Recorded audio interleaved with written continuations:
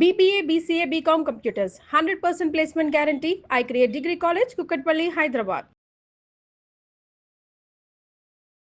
నమస్కారం. నేను రమారావి. చాణక్యుడు సూత్రాలు చాలా అద్భుతంగా ఉంటాయండి.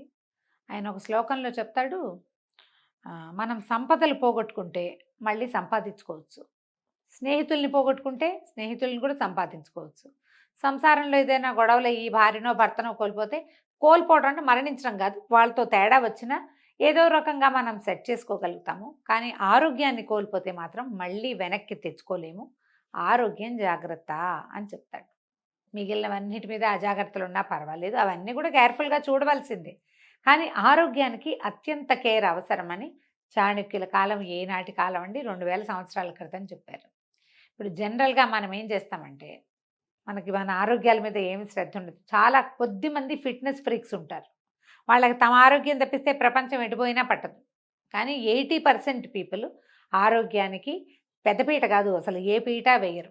ఏవో రోజులు గడిపేస్తాం, ఈ రోజుకి ఏది ఇంపార్టెంటో అది చేస్తాం, టైం బీయింగ్ ఏది కుదిరితే అది చేసేస్తాం. శారీరక మానసిక అనారోగ్యాలని అసలు పట్టించుకో.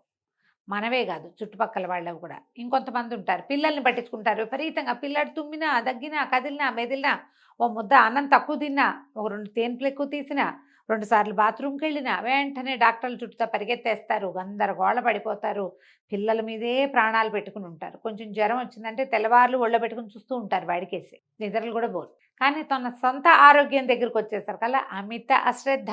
మనం సన్నబడిపోతున్నామా, లావైపోతున్నామా, మన మొహం నిండా మచ్చలు ఉంటున్నాయా, మన జుట్టు ఊడిపోతుందా, మనకి ఎక్కువ కాళ్ళ నొప్పులు వస్తున్నాయా, మనం ఊరుకూరికే అలసిపోతున్నామా, అలాంటి ఏ విషయాలు పట్టవు. ఆ పిల్లల పెంపకంలో పడే ఉంటారు కొంతమంది ఏమో ఎంతసేపు ఇల్లు సర్దుడు, వాకిలి సర్దుడు, ఇల్లు కడుక్కుంటుంటాం, వాకిలి కడుక్కుంటూ ఉంటాం, సామాన్లు అందంగా సవరించుకుంటుంటాం, ఇల్లు ప్రజెంటేషను, ఈ వ్యవహారాల్లో ఉండి ఆరోగ్యానికి గురించి ఏమీ పట్టించుకోరు. ఇంకా కొంతమంది ఆఫీసులు కెరీర్ బిల్డప్ చేసుకునే గోలలో పడి ఆరోగ్యాన్ని పట్టించుకోరు. ఒక్కసారి డ్రాప్ అయ్యిందా గోవిందో హరి. చాలా రోజుల పాటు శ్రమ పడితే కానీ ఆరోగ్యం మళ్ళీ కోపపు కాదండి. పాతకాలంలో అనారోగ్యం వస్తే కోలుకునే అవకాశాలు బహు తక్కువగా ఉండేవి, చాలా సమయం పట్టేది. బట్ ఇప్పుడు మనకు ఒక అవకాశం ఏముంది, ఏవో టెస్టులు చేయించుకున్నాం, మనకి ఎంతసేపు కాళ్ళు నొప్పులు వస్తున్నాయి, అలసిపోతున్నాము, ఊరికూరికే తలనొప్పి వస్తుంది, పెదిమలు పేలుగా ఉన్నాయి, దాంతో ఎవరైనా ఒకళ్ళు 5-6 చెప్పారు, ఏమిటో ఎలా అయిపోతున్నావు అలాంటివి ఎవరైనా అన్నా, లేదా మనకే బాగా ఇబ్బందిగా ఉందనుకోండి, ఏ డాక్టర్ దగ్గరకు వెళ్తే వాళ్ళు పొడుగు లిస్ట్ రాసి వాటన్నిటికీ టెస్టులు చేయించి కంప్లీట్ బ్లడ్ పిక్చర్ చేయించండి అంటారు. ఏవో 4-5 టెస్టులు చేసి ఓ 10 రకాల మాత్రలు రాసి, లేదా ఏ హోమియోపతి డాక్టర్ బంగారకొండ దొరికాడు అనుకోండి మనకి, ఆయన ఏవో 2 సీసాలు రాసి ఇచ్చి ఒక రోజు వేసుకోండమ్మా అంటే కొద్ది రోజులకి ఆరోగ్యం చేకూరినట్టే కనపడుతుంది.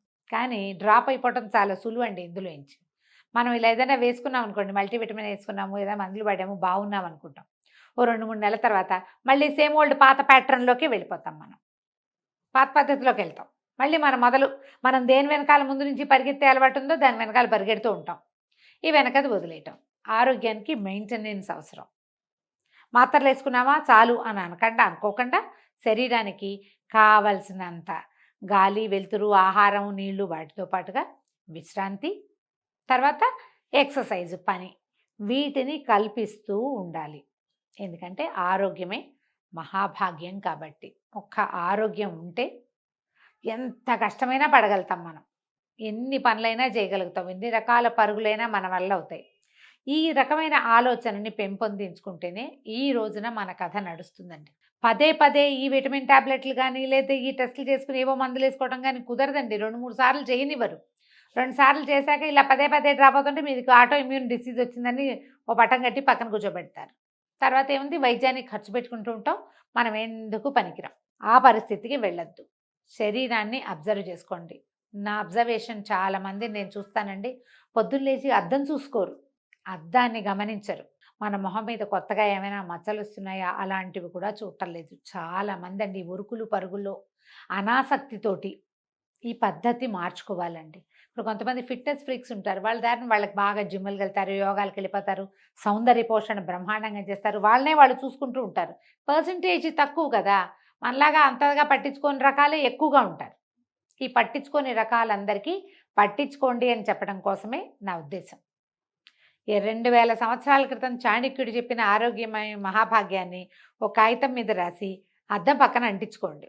ముందు నువ్వు హెల్తీగా ఉండు అనేది అది రోజు నీకు చెప్తూ ఉంటుంది మనకి.